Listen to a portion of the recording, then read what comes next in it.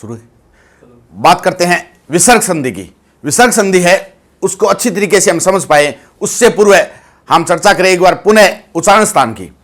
उच्चारण स्थान कैवरक कंठे से उच्चारित होता है, चैवरक तालु से उच्चारित होता है, टैवरक मुर्दा से, तैवरक दंते से, पैवरक ओष्ठे से, और यह तालु से, रह मुर्दा से, लय वर्त से जिसे हम मसूड़ा कहते हैं, और वह दंतोष्ठ। उसके पश्चात पहला स जिसे हम संकर वाला स कहते हैं, तालव्य स, और दूसरा स मूर्धन्य स, तीसरा स दंत्य स है अलिजीवा अथवा काकल्य। उसके पश्चात ए आ कंठ से, ई तालु से, उ ओष्ठे से, री मुर्दा से, ए ऐ कंठ और तालु, और ओ और औ कंठ और ओष्ठे। उच्चारण स्थान को हम विस्तृत रूप में हमारे पहले एपिसोड वर्ण में पढ़ चुके हैं, वहां पर जाकर के हम इसको विस्तृत रूप से समझ भी सकते हैं। अब बात करते हैं विसर्ग संधि की। विसर्ग संधि का पहला नियम कहता है कि ए या आ के पश्चात यदि सहघोष आ जाए,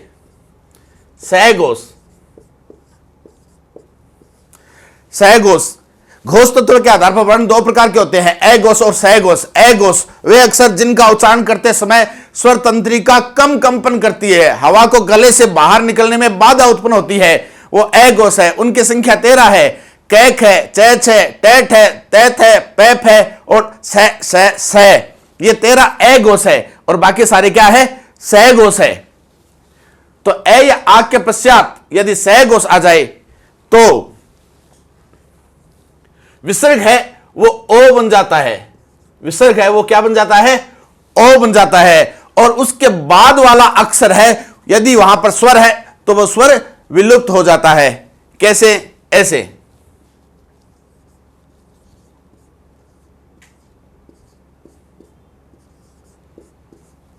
यसे प्लस दा, यसे प्लस दा, ए है, ए के बाद में विसर्ग है और सामने क्या है? सहघोष द। तो क्या बन जाएगा? यशो दा। सरह प्लस जय, विसर्ग है, विसर्ग के बाद में क्या है? सहघोष। तो क्या बन जाएगा? सरोज। मनय प्लस रथ, तो क्या बन जाएगा? मनोरथ।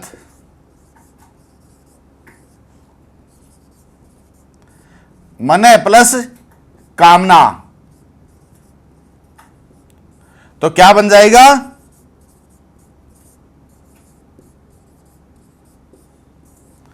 मनोकामना। जी नहीं, यहां पर हमें गौर करना है। प्लस के निशान के पश्चात क्या आया है? ए घोष आया है। और हमारा नियम क्या कहता है? ए या आ के बाद में यदि सहघोष आए तब ही ओ बनना है। यहां पर आया है ए घोष, ए घोष आया है तो ओ नहीं बनेगा। तो फिर जो मनोकामना शब्द है जिसका प्रयोग हमने सुना है बहुत बार कि आपकी सारी मनोकामनाएं पूर्ण हो, क्या वो अशुद्ध है? जी हां, वो शब्द वास्तविक रूप से भाषा के मानक रूप पर खरा नहीं उतरता है। यह शब्द अशुद्ध है। फिर क्या होगा इसकी जगह? इसकी जगह होगा या तो मनय कामना का मनय कामना ही रह जाएगा, या तो मनय कामना का मनय कामना ही रह जाएगा, और या फिर होगा ये मनस्कामना। मनय कामना का मनय कामना रह गया तब तो ये दो शब्द हो गए, संधि नहीं हुई। संधि एक, संधि यानी मिल जाना, एक हो जाना, एक नहीं हुए। और एक होता है तो सह आएगा। ये कैसे आएगा? इसके तीसरे नियम में पढ़ेंगे हम जरूर इसी को।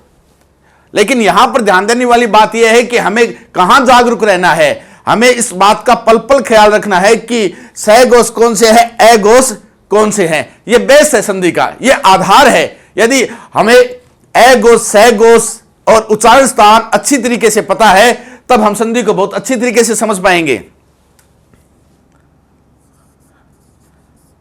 मनय प्लस गामी, तो क्या हो जाएगा? मनोगामी।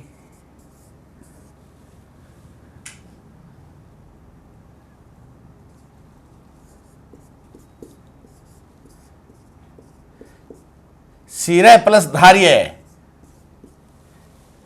क्या हो जाएगा? शिरोधार्य। जी हां,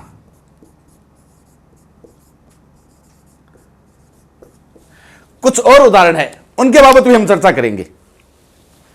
हमें केवल ध्यान रखने वाली बात यही है कि प्लस के निशान से पहले यदि ए या आ हो विसर्ग युक्त और प्लस के निशान के पश्चात सहघोष आ जाए, प्लस के निशान के पश्चात क्या आ जाए?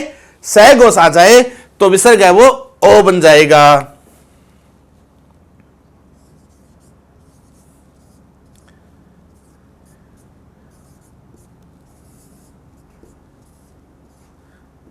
मन प्लस वांछा तो क्या बन जाएगा?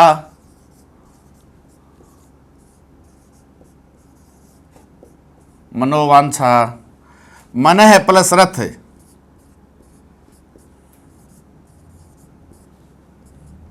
क्या बन जाएगा? मनोरथ।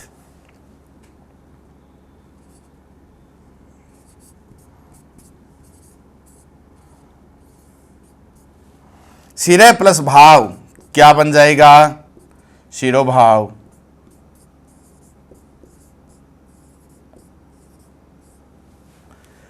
तो समझने वाली बात यह है कि प्लस के निशान से पूर्व यदि ए या आ आए और उसके पश्चात सहघोष आ जाए तो विसर्ग है वो क्या बन जाएगा? ओ बन जाएगा। बात करते हैं विसर्ग संधि के दूसरे नियम की। ई उ के पश्चात यदि सहघोष आ जाए तो विसर्ग है वो आधा रे बन जाएगा। ई उ के पश्चात यदि सहघोष आ जाए तो विसर्ग है वो आधा रे बन जाएगा।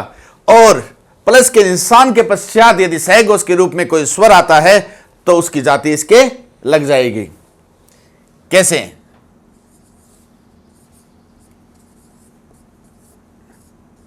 शुद्ध अशुद्ध में बहुत बार पूछा जाता है, त्रुटियां होती है हमारी। ये संधि है, ये रे से संबंधित बहुत सारे जो शुद्ध अशुद्ध वाले शब्द है उनसे संबंधित होने वाली जो खामियां हैं उनकी पूर्ति कराएगी। आशीर्वाद विसर्ग का बन गया आधा रे, और आधा अक्षर अपने से आगे वाला अक्षर और वो पूरा हो, स्वर सहित हो, उसके ऊपर जाकर ठहरता है।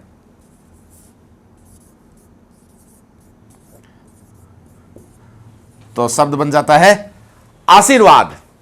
इसी तरीके से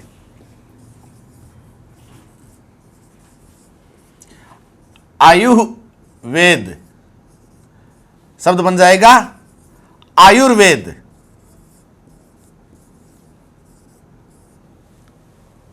इसी तरीके से बहिमुख और शब्द बन जाएगा बहिर्मुख। एक और शब्द जिसके बाबत बहुत बात चर्चा होती है, बहिरागमन और बहिर्गमन।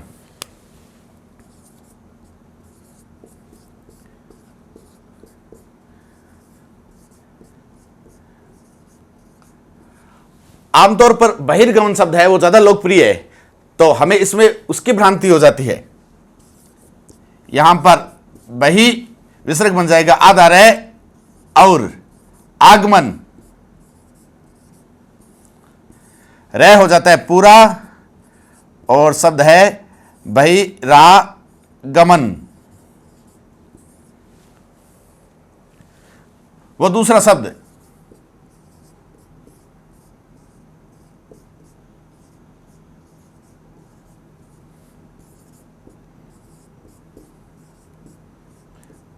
बहिर्गमन।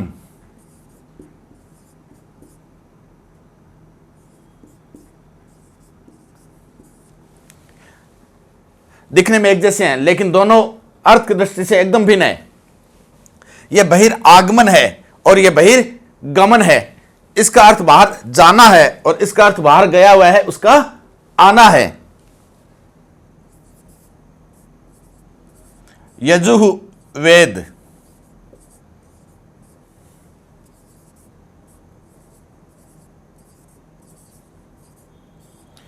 यजुर्वेद।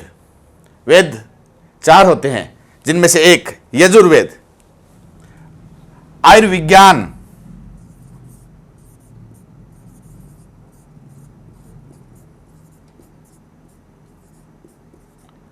आयुर्विज्ञान।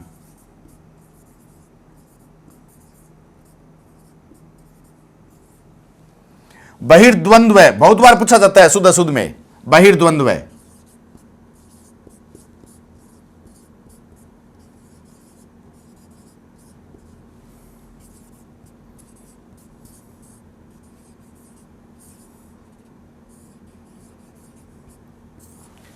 बहिर्द्वंद्व।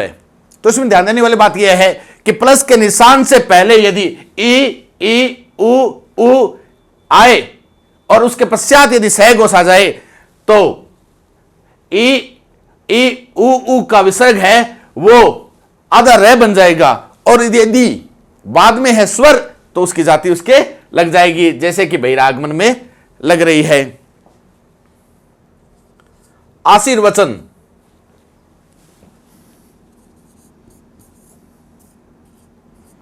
आशीर्वचन।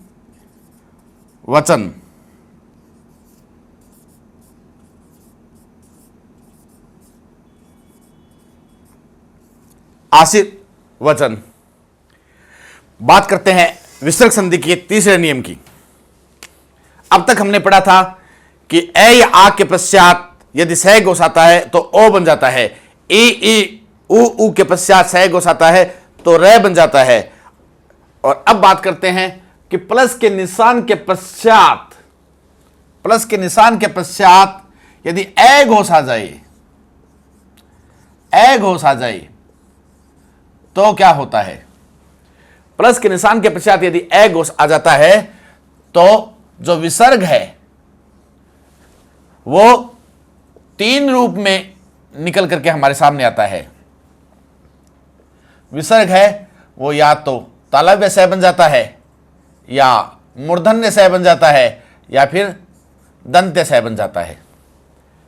यह पूरा का पूरा विषय है उच्चारण स्थान पर निर्भर करता है। उच्चारण स्थान को हमने कई बार पहले भी पढ़ा है कि कैवरग है वो कंठे से उच्चारित होता है, चैवरग तालु से, टैवरग मुर्दा से, तैवरग दंत्य से, पैवरग ओष्टे से। यह तालु से, रै मुर्दा से, लय वत्स से अथवा मसूड़ा, और वह दंतोष्ट पहला सह जिसे हम संकर वाला सह बोलते हैं, तालव्य सह। दूसरा मूर्धन्य सह षटकोण वाला सह बोलते हैं। तीसरा दंत्य सह सड़क वाला है अलिजीव अथवा काकल्य। ए आकंठ से, ई तालु से, उ ओष्टे से, और री मुर्दा से। ए और ऐ है वो कंठ और तालु, और औ है वो कंठ और ओष्टे से। अब निःशुल्क, यदि प्लस के निशान के पश्चात ए घोष तालव्य आया तो यह सह आएगा, मूर्धन्य आया तो यह सह, और दंत्य आया तो यह सह, और वापस यदि सह ही आ गया, इनमें से कोई आ गया तो वह अपनी जाति का सह लग जाएगा। जैसे एक शब्द है निःशुल्क, तो सामने क्या आ गया, ए घोष भी कौन सा ये, और अपनी जाति का आ गया तो इसी की जाति का सह लगा देंगे हम।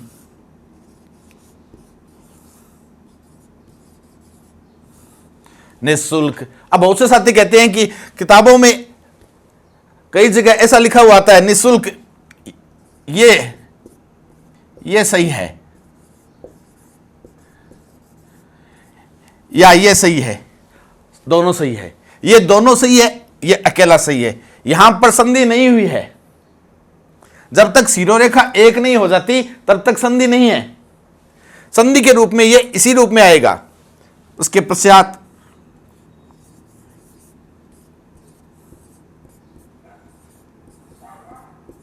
दुस्साहस, सामने क्या आ गया, दंत्य से। पहली बात ए घोष आ गया, ए घोष के बाद में दंत्य आ गया, दंत्य आ गया तो ये भी क्या बन जाएगा, दंत्य बन जाएगा। इसके पश्चात निश्चय, प्लस के निशान के पश्चात क्या आया है, ए घोष। ए घोष कौन सा, तालव्य सह के वर्ग का, तो ये क्या हो जाएगा, निश्चय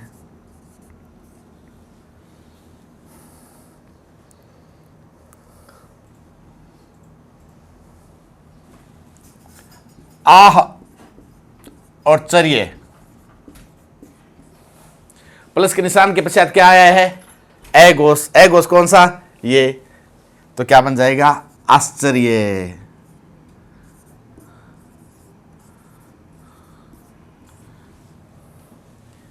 एक शब्द है धनु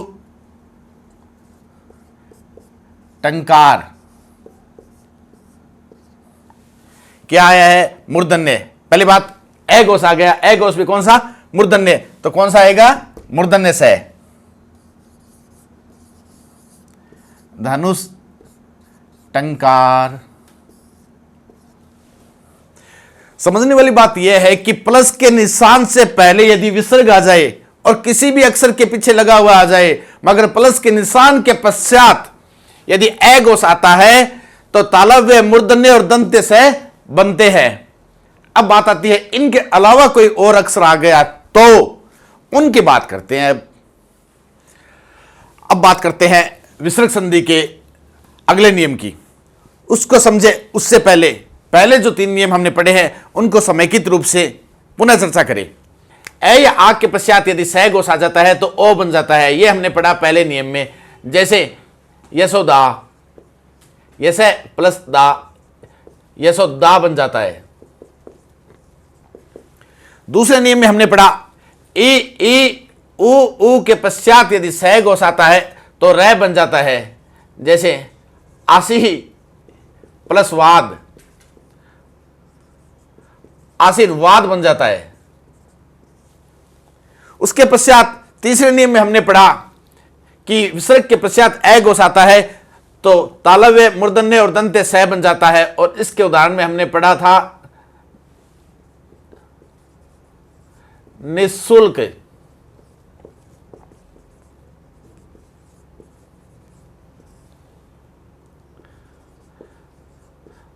धनु टंकार,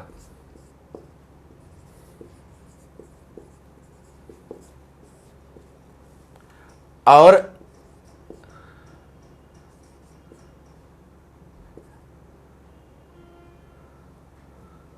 नमः ते, नमस्ते। अब बात करते हैं आगे वाले नियम की कि विसर्ग के पश्चात यदि कै, पै या मैं आ जाए, विसर्ग के पश्चात यदि कै, पै और मैं आ जाए तो मूर्धन्य से बन जाता है। कैसे?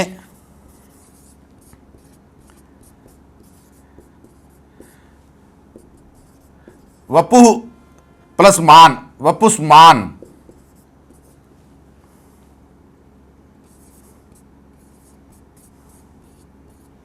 बहि प्लस कृत, बहिष्कृत।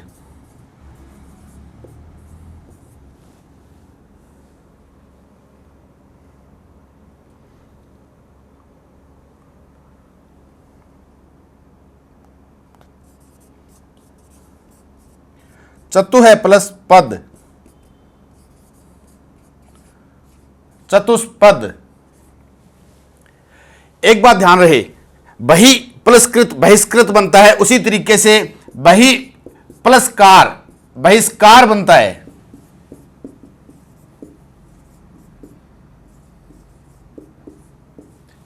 बहिष्कार के जैसा ही एक शब्द परिष्कार भी है।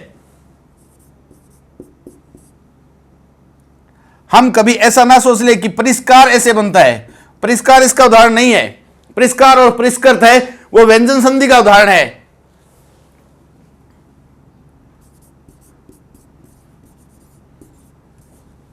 ये शब्द बनावट के आधार पर देखने में एक जैसे लगते हैं, लेकिन बहिष्कार में विसर्ग संधि है और इनमें व्यंजन संधि है। तो विसर्ग संधि है, इसके पहले नियम में हमने पढ़ा ए या आ के पश्चात सह गोस आता है तो ओ बन जाता है। जैसे सर प्लस जय सरोज बन जाता है। दूसरे नियम में हमने पढ़ा ई के पश्चात ई उ के पश्चात यदि सह गोस आता है तो रह बन जाता है, जैसे बहिर्मुख, आशीर्वाद। इसके पश्चात तीसरे नियम में विसर्ग के पश्चात ए गोस आता है तो तीनों सह तालव्य, मूर्धन्य और दंत्य सह बन जाते हैं। उसके बाद में हमने पढ़ा कि विसर्ग के पश्चात कै पै मैं आता है तो मूर्धन्य सह बन जाता है। और अब अंतिम इसका नियम कि इसके बाद भी कभी भी विसर्ग आ जाए और उसके पश्चात ए घोष आ जाए तो दंत्य सह बनेगा, दंत्य सह बनेगा। क्योंकि हमारे दिमाग में इस तरह का प्रश्न आता है कि यदि टैवर गया तो मूर्धन्य सह बन गया, और तैवर गया तब दंत्य सह बन गया, और चैवर गया तब तालव्य सह बन गया। मगर इसके बावजूद कोई भी ए गोस आ गया तो क्या करेंगे? इसके बावजूद कोई भी ए गोस आ गया तो हम सह लगाएंगे दंत्य। अब बात करते हैं, सबसे पहले हमने जो मनोकामना एक शब्द की बात की थी कि मनोकामना अशुद्ध होता है, इसको क्या लिखेंगे? तो इसको हम क्या लिखेंगे? मनस्कामना लिखेंगे। इसको हम लिखेंगे मनस्कामना, मनस कामना लिखेंगे इसको। और मनस्कामना है वो इसी नियम के आधार पर ही बनेगा। उसी तरीके से जैसे हमने अभी नमस्ते पढ़ा, अभी हमने नमस्ते पढ़ा, और ये यदि नमस्कार आ जाता है, नमस्कार आ जाता है तो क्या बनेगा? नमस्कार आएगा तो यह सह ही बनेगा। तो विसर्ग संधि है वो इसी के साथ समाप्त होती है। संधि का टॉपिक हमने पढ़ा, आपको कैसा लगा? इससे संबंधित अन्य कोई समस्याएं हैं, कुछ अपवाद है, कुछ और एक एक दो उदाहरण के पूरक नियम है वो बाकी रह गए हैं, उनकी भी हम चर्चा करेंगे। आप सबके लिए एक संदेश, आज 8 तारीख हो गई है, 8 मई, पूरा राजस्थान सीज हो गया है, लॉकडाउन बढ़ने की संभावना है, कोरोना महामारी भयंकर रूप ले रही है। आप घर पर रहे, पढ़ते रहे, और कहते हैं, हमने छोटी क्लास में एक कविता पढ़ी थी, जो बीच राह में बैठ गया वो बैठा ही रह जाता है, जो लगातार चलता रहता वह निश्चय मंजिल पाता है, माना वह दूर किनारा है फिर सागर ने ललकारा है, तब बैठे रहना हाथ बांध वीरों को नहीं गवारा है। वे कायर है जो हार गए, नरनाहरबाजी मार गए, और इन तूफानों से टकराकर हिम्मत वाले उस पार गए। हम दीपक है जलते रहते, हमसे पग पग उजियारा है। तो आज हमारा चलना है वो इस रूप में चलना है कि हम अपने अधिगम को बढ़ाते रहे। जय हिंद, जय भारत।